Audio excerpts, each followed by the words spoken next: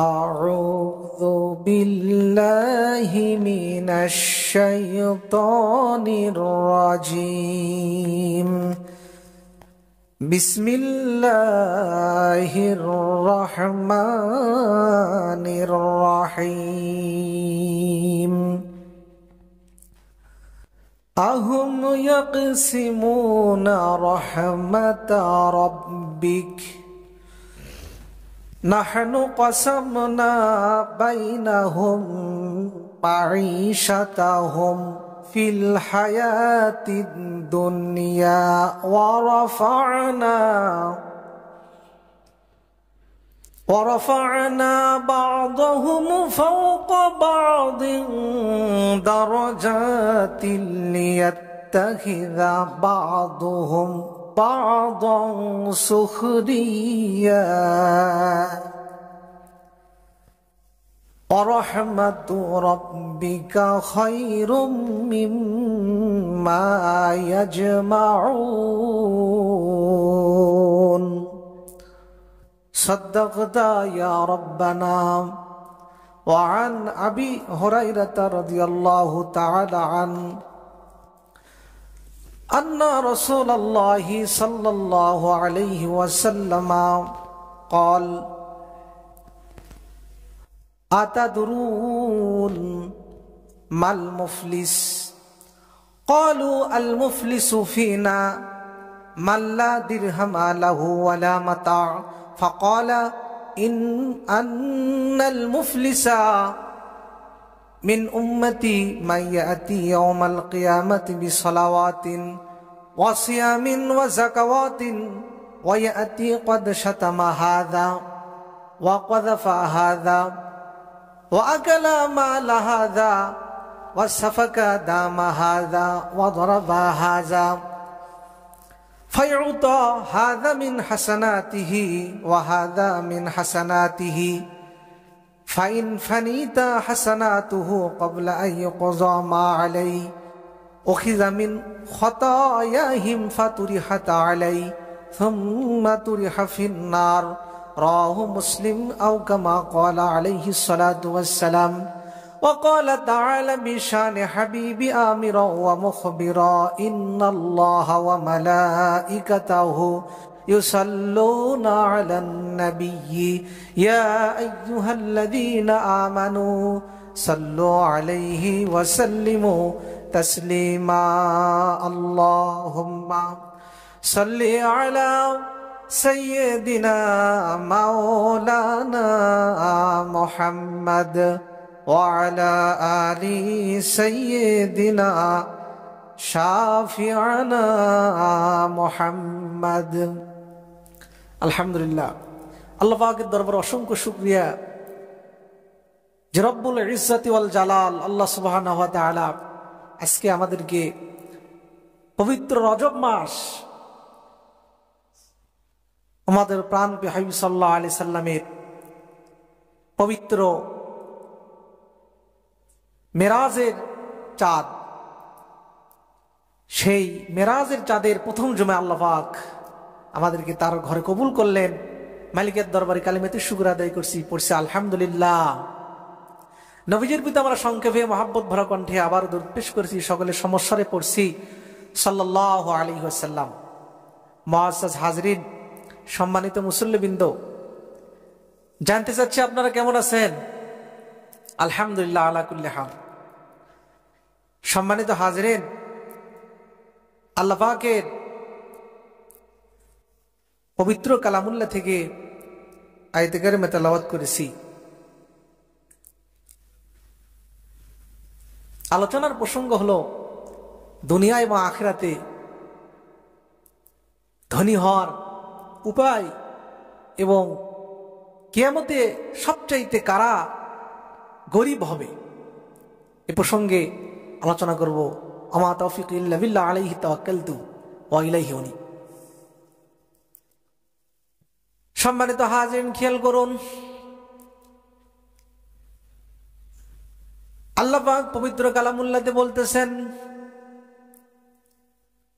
ধনী দরিদ্রের বিষয় আল্লাহ পাক এই কালামুল্লাহর বিভিন্ন জায়গায় আল্লাহ পাক বিভিন্ন ভাবে আলোচনা উপস্থাপন করেছেন।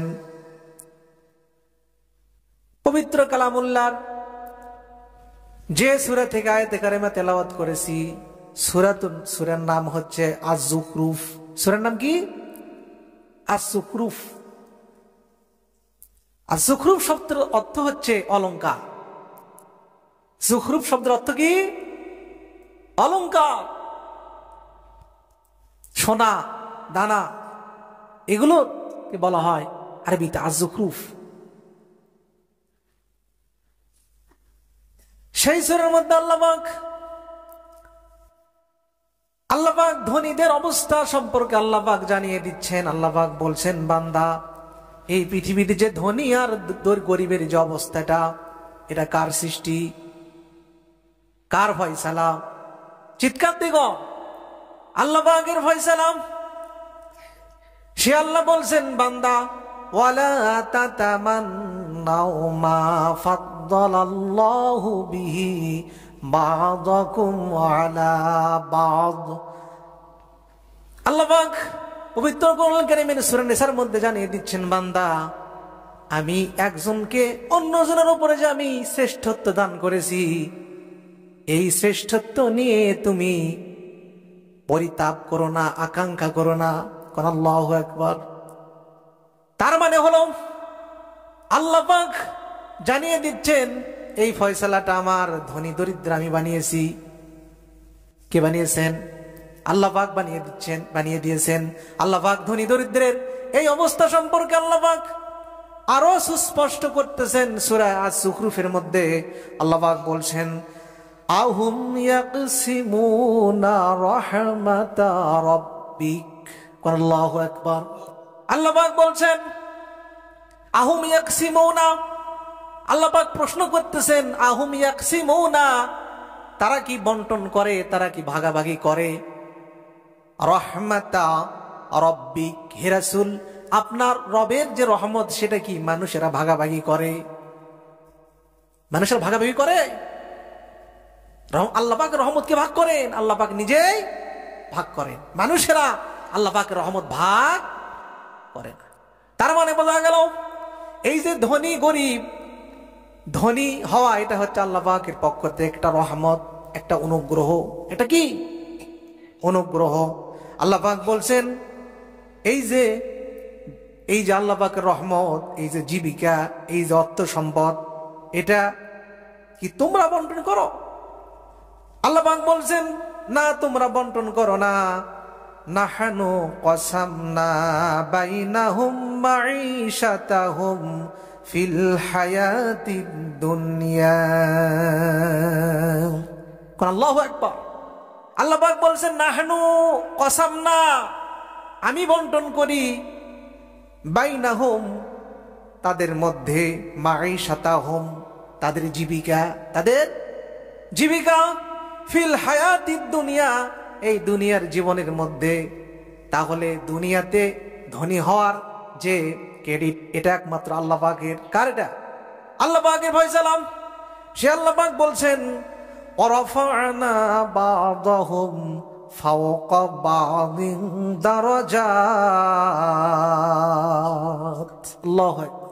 আল্লাহ পাক বলছেন, ওয়ারাফা'না, এবং আমি সমুচ্চ করেছি, সুউচ্চ করেছি। কি সুউচ্চ করেছি? বা'দাহুম আলা বা'দ, একজনের উপরে আর একজনকে আমি উন্নত মর্যাদা দিয়েছি, সমুন্নত মর্যাদা আমি আল্লাহ পাক একজনের উপরে আর একজনকে দিয়েছি। দারাজাত, মর্যাদার ক্ষেত্রে। কিসের ক্ষেত্রে? মর্যাদার ক্ষেত্রে আল্লাহ পাক একজনকে আর একজনের উপর শ্রেষ্ঠত্ব দান করেছেন। সেই জন্য পৃথিবীতে মর্যাদার ভাগাবে আসে না নাই? একটা প্রতিষ্ঠানে যদি অনেকগুলো কর্মকর্তা কর্মচারী থাকে, শুধু কর্মকর্তা থাকে না, কর্মচারী থাকে, তাই কিনা? থার্ড ক্লাস শুরু করে একেবারে ফার্স্ট ক্লাস পর্যন্ত, তৃতীয় চতুর্থ শ্রেণী থেকে শুরু করে একেবারে প্রথম শ্রেণীর পর্যন্ত কর্মকর্তা আছে না নাই? এটা কার ফয়সালা? এটা যে আল্লাহ পাকের ফয়সালা, সেটা আল্লাহ পাকই করেছেন। কারণ মানুষের যোগ্যতা যেহেতু সমান না, মেধা যেহেতু সমান না, সেই জন্য সবার মর্যাদা এক হতে পারে না, সবার শ্রেষ্ঠত্ব এক হতে পারে না। এখন যদি কোরআনকে প্রশ্ন করা হয় আল্লাহ পাক কেন এটা করলেন, এই যে উঁচু নিচু সম্মানের তফাৎ বিভেদ কেন হলো, একটা প্রতিষ্ঠানে এত ভাগাভাগি, সমাজের মধ্যে ধনী গরিব, এটা কেন হলো? এটা আল্লাহ পাক ব্যালেন্স করেছেন। কি করেছেন? ব্যালেন্স করেছেন। আল্লাহ পাক সৃষ্টির মধ্যে ব্যালেন্স করেছেন, সে কথা আল্লাহ পাক জানিয়ে দিচ্ছেন সুস্পষ্ট ভাবে। লিয়াত্তাখিযা বা'দুহুম বা'দান সুখরিয়া, লিয়াত্তাখিযাহুম, যাতে তারা নিতে পারে, গ্রহণ করতে পারে, বা'দুহুম, তাদের কিছু ব্যক্তিদেরকে, কিছু মানুষকে যেন তারা গ্রহণ করতে পারে। একজন কিছু মানুষ যেন কিছু মানুষকে গ্রহণ করতে পারে। কি? সুখরিয়া, সার্ভার হিসেবে, হিসেবে সেবক হিসেবে যেন। সুখরিয়া শব্দের অর্থ হচ্ছে সেবক। সেবক হিসেবে যেন কিছু মানুষকে গ্রহণ করতে পারে। এই জন্য আল্লাহ পাক ধনী গরিবের যে ব্যালেন্সটা করেছেন, এই ধনী গরিবের যে অবস্থাটা করেছেন, কারণ সবাই যদি অর্থবিত্তশালী হতো তাহলে কেউ কিন্তু সেবক হতে চাইতো?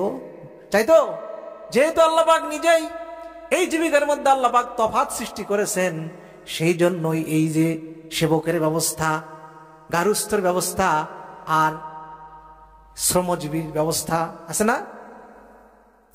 আল্লাহ পাক অন্য জায়গায় বলতেছেন, আল্লাহু ফাদ্দালা বা'দাকুম আলা বা'দিন ফির রিজক।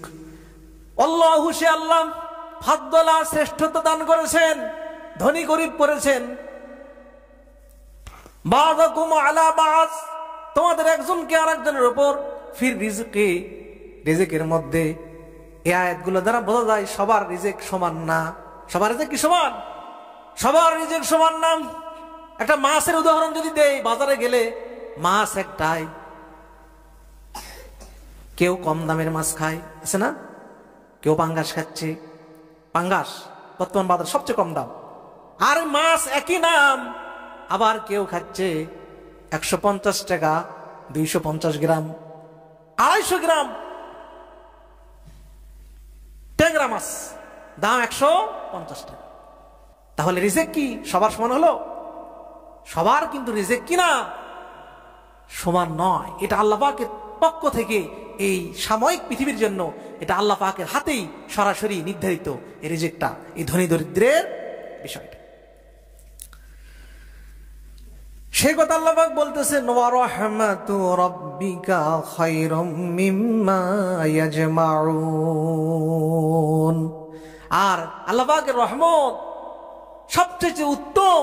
আমরা যা কিছু সঞ্চয় করি তার থেকে আল্লাহ পাকের রহমতটা সবচাইতে উত্তম। খেয়াল করুন, এই যে ধনী ধনের অবস্থাটা, এই অবস্থাটার জন্য আমরা অনেক পরিতাপ করি না? অনেক পরিতাপ করি, আফসোস করি।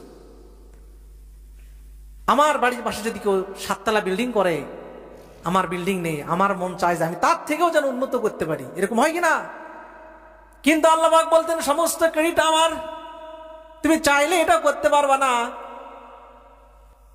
আল্লাহ পাক নামাজ শেষ হওয়ার পরে আল্লাহ পাক বলতেছেন, ফাইদা কুদিয়াতিস সালাতু ফান্তাশিরু ফিল আরদ, নামাজ যখন শেষ হয়ে যাবে তখন আমার জমিনের মধ্যে তোমরা ছড়িয়ে পড়ো। অবতাগু মিন ফাদলিল্লাহ, আল্লাহ পাক বলছেন তখন তোমরা জীবিকা অন্বেষণ করো, জীবিকা খোঁজাখুঁজি করো। আল্লাহ পাক তো বললেন না ওয়াকসিবু ওয়াক্তাসিবু, আল্লাহ পাক তো অর্জন করার কথা বললেন না। তার মানে রিজেকটা অর্জনের বিষয় নয়, সে বিষয় নয়, অর্জনের বিষয় নয়। এটা নিজের ক্রেডিটের মাধ্যমে এটা অর্জন করা যায় না, এটার চেষ্টা চালাতে হয়। বাকি হচ্ছে আল্লাহ পাকের ফয়সালা। আল্লাহ পাকের কি ফয়সালা? সেই জন্য হাদিসে কুদসির মধ্যে আসছে, নবীজি বলেন, যদি কোনো ব্যক্তি আমার ইবাদতের জন্য যদি কিছু সময় বের করে যদি আমার ইবাদতের মধ্যে মনোযোগ দিয়ে দেয়, আমি আল্লাহ পাক তার মন থেকে আমি হাহাকার দূর করে দিব। কোন সুবহানাল্লাহ। একটা কথা আছে, আল গিনা গিনাম নাফস, মনের ধনী হচ্ছে বড় ধনী। আল্লাহ পাক বলেছে আমি তার মন থেকে আমি হাহাকার আমি দূর করে দিব, আমি তাকে প্রশান্তিতে রাখবো। কারণ সম্পদের মাধ্যমেই কিন্তু টাকা পয়সার মাধ্যমে প্রকৃত শান্তি খুঁজে পাওয়া যায় না। অনেক টাকাওয়ালা পরিবার আছে কিন্তু সেখানে শান্তি নাই, ঠিক কিনা? সেজন্য আল্লাহ পাক বলছেন হাদিসে কুদসির মধ্যে, যদি আমার বান্দা আমার জন্য, ইবাদতের জন্য যদি সময় বের করে, মনোযোগী হয়, আমি তার অন্তর থেকে সব হাহাকার দূর করে দেব। আর যদি ব্যস্ততার মধ্যে লিপ্ত থাকে, আমার হুকুম যদি না মানে, আমার ইবাদত যদি না করে, তাহলে এমন বিজনেস, এমন ব্যস্ততা আমি আল্লাহ পাক তার জন্য আমি এমন ব্যস্ততা তৈরি করে দিব, যার জন্য তার অন্তর থেকে কখনো হাহাকার দূর হবে না। কন্যা আউযুবিল্লাহ। তাহলে বোঝা গেল আল্লাহ পাক ইবাদতের জন্য সময় বের করে নিয়ে মনোযোগ দিতে হবে। সময়টাকে দিয়েছেন, সময়ের সমষ্টি জীবন, ঠিক কিনা? সময়ের সমষ্টি হলো হায়াত। এই হায়াতের সৎ ব্যবহার করতে হবে। সম্মানিত হাজিরিন, খেয়াল করুন, এত আলোচনা হয় না?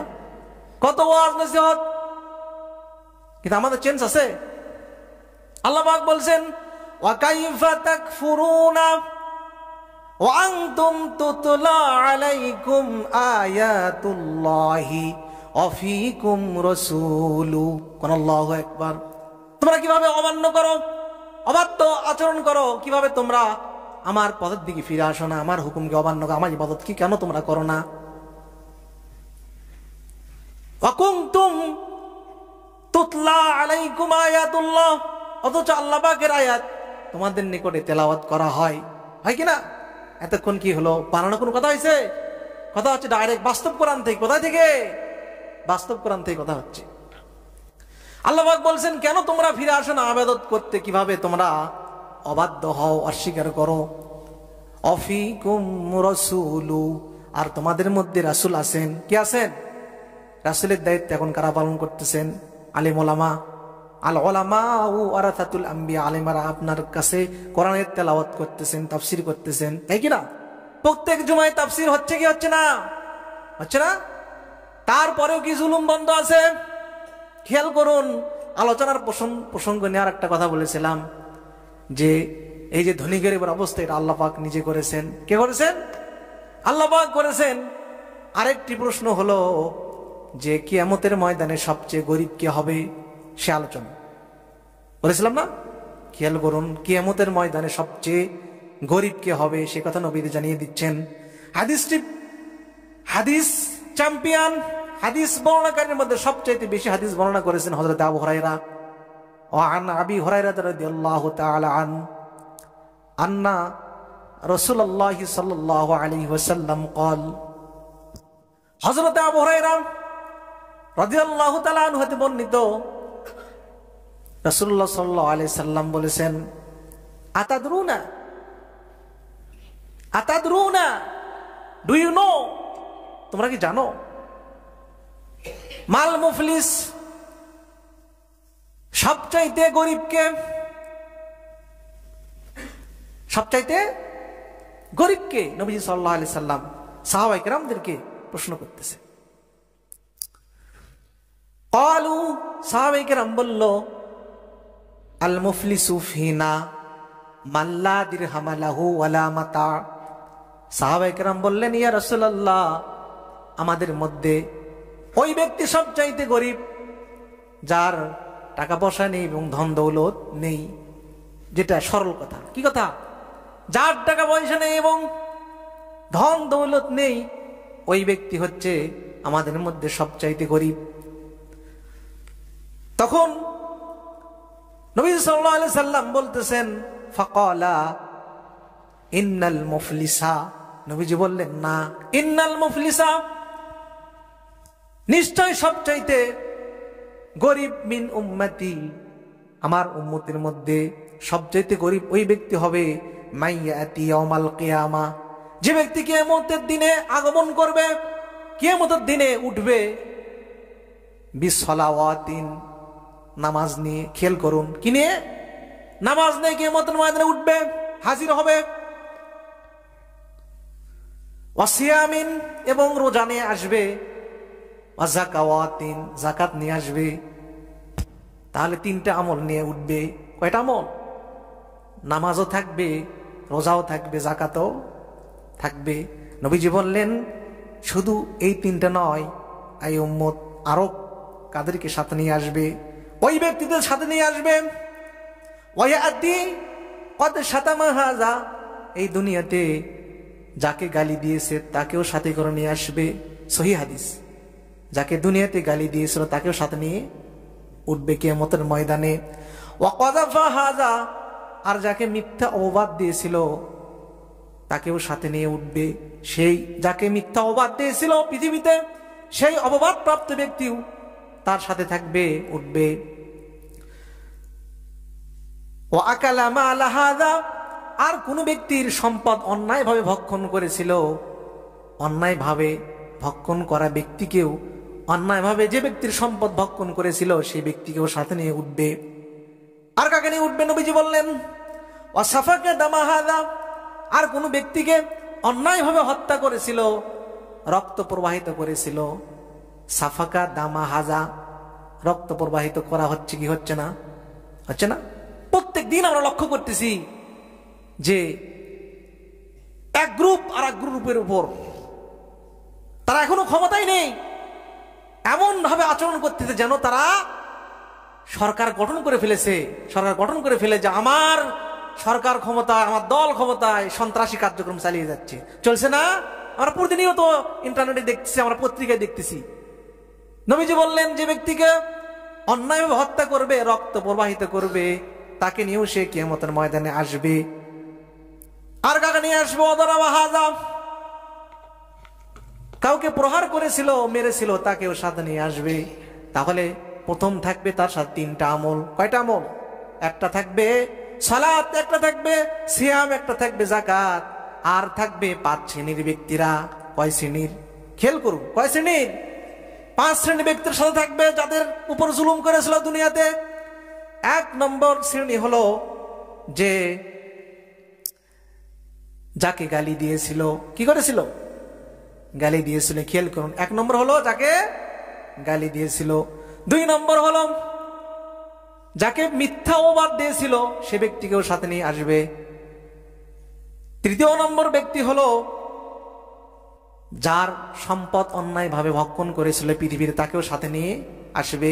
4 নম্বর ব্যক্তি হলো যার রক্ত প্রবাহিত করেছিল, অন্যায়ভাবে হত্যা করেছিল, সে ব্যক্তিকেও সাথে নিয়ে উঠবে।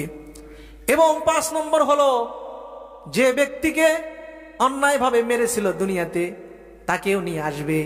3টা আমল সাথে থাকবে, আর এই 5 শ্রেণীর মানুষও সাথে থাকবে। খেয়াল করুন, নবীজি বললেন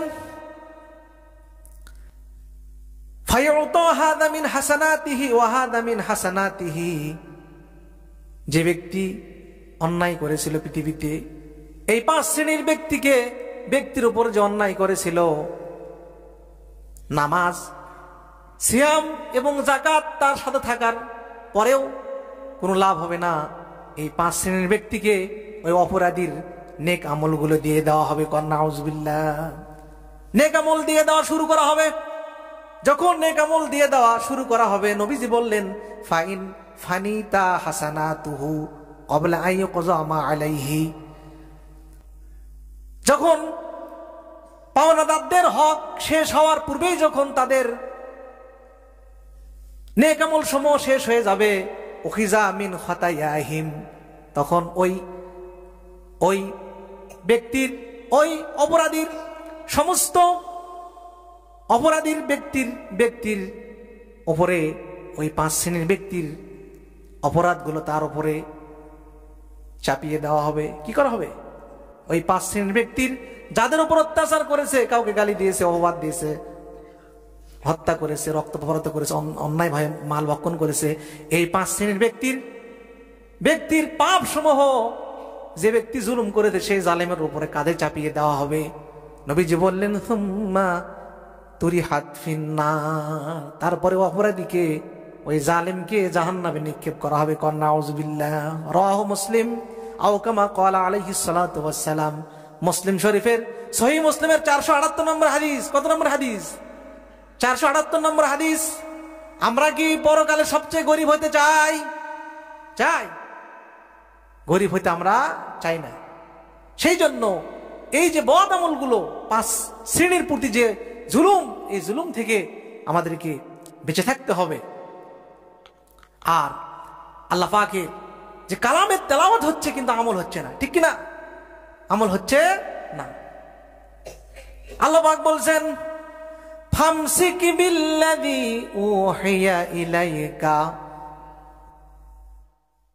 হে রাসূল, হে উম্মতে মুহাম্মাদি, ফামসিক, তোমরা দৃঢ়ভাবে আঁকড়ে ধরো, বিল্লাযী উহিয়া ইলাইকা, যার প্রতি তোমাদেরকে নির্দেশ দেওয়া হয়েছে। তার মানে কোরআনটাকে আঁকড়ে ধরতে বলা হয়েছে। ওয়ালি কওমিকা, এবং কওমদেরকে বলা হচ্ছে, সম্প্রদায়কে বলা হচ্ছে কোরআনকে আঁকড়ে ধরো। ওয়াসাউফা তুসআলুন, কারণ অচিরেই তোমাদেরকে এই কোরআন সম্পর্কে জিজ্ঞাসা করা হবে যে কোরআন তোমাদের কাছে তেলাওয়াত হচ্ছিল, এত তেলাওয়াত, এত ওয়াজ নসিহত, আমল কেমন করেছো? কারণ আমরা যখনই মারা যাব তখনই আমাদের হিসাব কিন্তু শুরু হয়ে যাবে, আমাদের পরকালীন জীবন শুরু হয়ে যাবে। সুতরাং আমরা আল্লাহ পাকের হুকুম মতো যেন আল্লাহ পাক আমাদেরকে যতটুকু আলোচনা হলো বাস্তব জীবনে আমল করার তৌফিক দান করুন, বলছে আল্লাহুম্মা আমিন। আমরা যেন অল্প দিনের দুনিয়া নিয়ে, দুনিয়ার জন্য অনন্তকাল চিরস্থায়ী আখিরাতকে যেন নষ্ট না করি, সে তৌফিক যেন আল্লাহ পাক আমাদের দান করেন, বলছে আল্লাহুম্মা আমিন। ওমা আলাইনা ইল্লাল বালাগুল মুবিন, ওয়া আখিরু দাওয়ানা আলহামদুলিল্লাহি রাব্বিল আলামিন।